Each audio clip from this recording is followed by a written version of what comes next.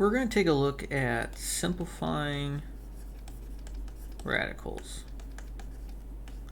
So I'm sure that many of you have seen several different ways of doing this.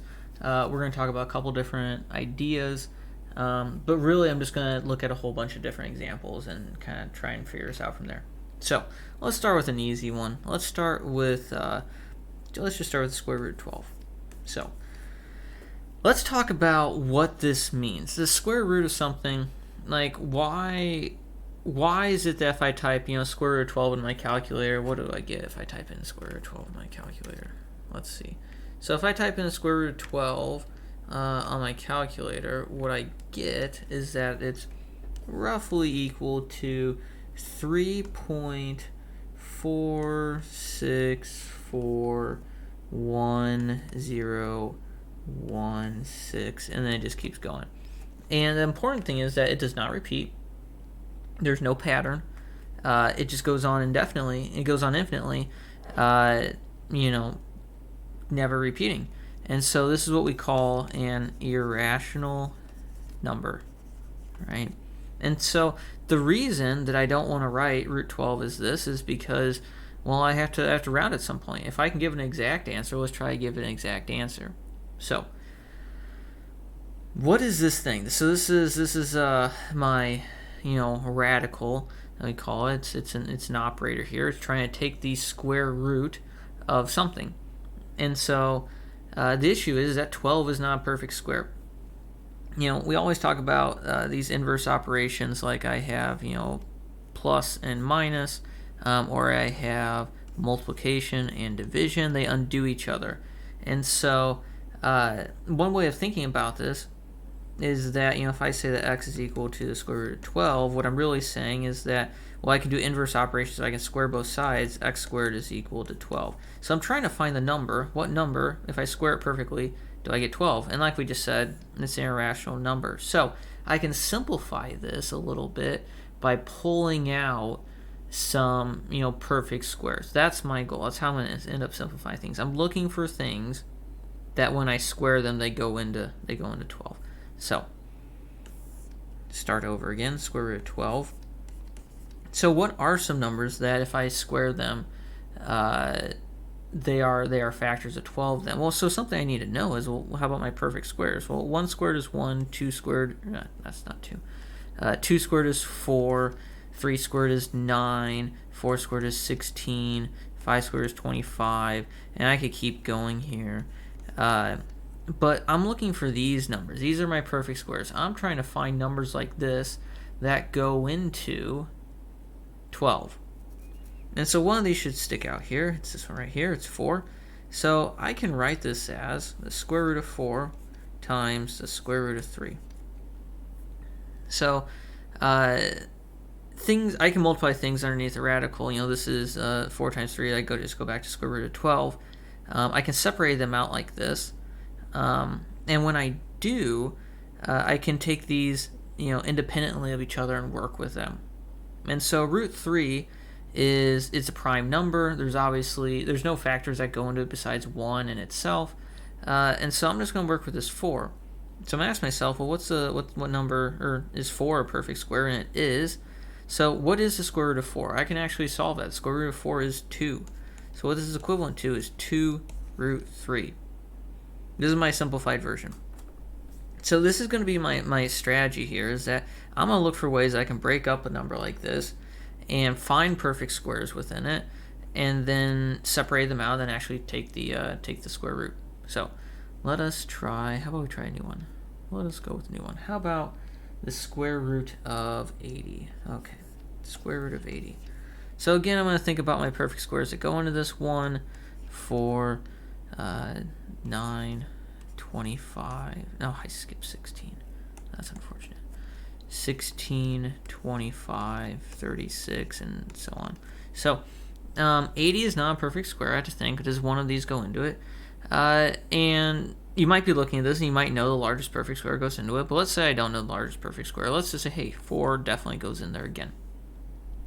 So what I can do is I can factor out that 4. I can say that this is the square root of 4 times the square root of 20. That's fine.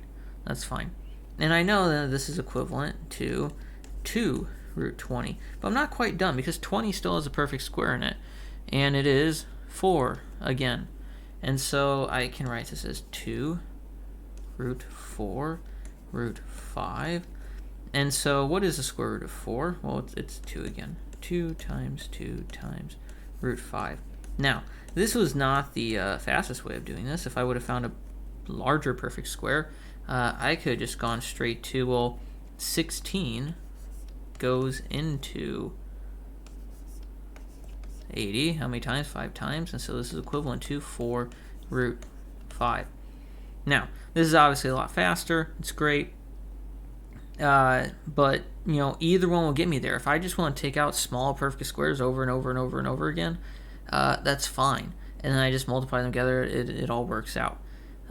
So don't worry if you don't find the biggest perfect square right away. It's okay. Let's look at another one. Let's see. How about the square root of... yeah, let's do this one. Okay, this one's a little bit interesting. How about the square root of 128? Okay. So, square root of 128. Maybe I don't see the perfect square that goes into it right away. And so I'm going to, and what many of you have probably seen before is this factor tree method. I'm not a big fan of factor tree method, but we can use it here to assist us. Just as long as we're not trying to proceduralize this and just, you know, apply some method to it each time. Let's really understand what's going on here. So the factor tree method, what it does is let's try to break this up into its factors. So 128, you know, I could break this into, let's go with 8. And how many times does 8 go in there? About 16 times. 8 breaks down to 2 and 4. 4 is 2 and 2. 16 is 4 and 4. And this is 2 and 2. And this is 2 and 2. So there are a lot of 2's here. How many 2's are there total? 1, 2, 3, 4, 5, 6, 7. So what I can do is I can write this as this is a square root of 2 to the 7. So the question is then, how do I actually break this up then?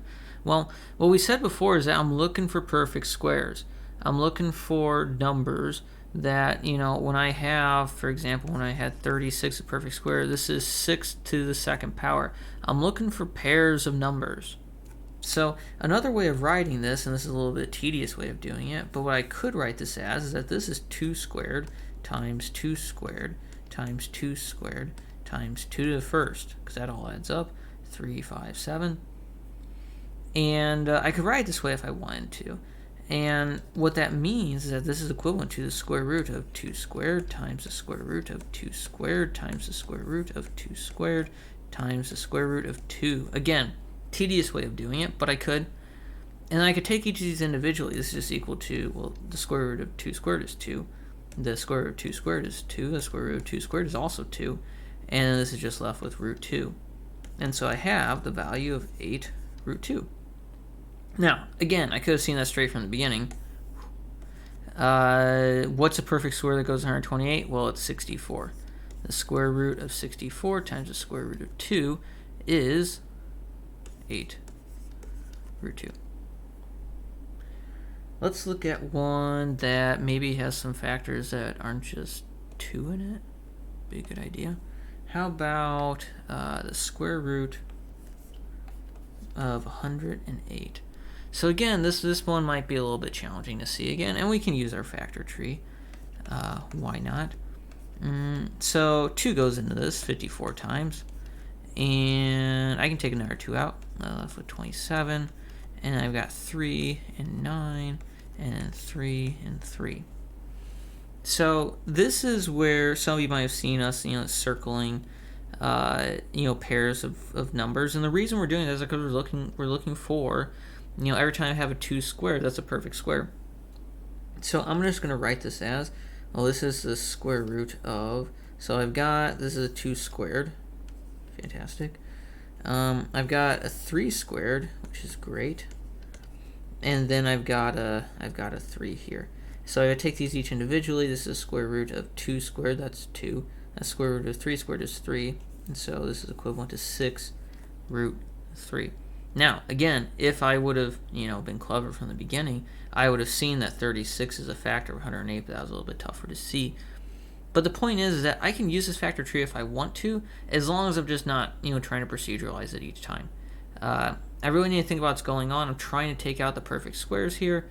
And once I do that, once I get down to either something that's prime or there's no perfect squares that go into it, then I'm all the way simplified. So this is how I simplify radicals.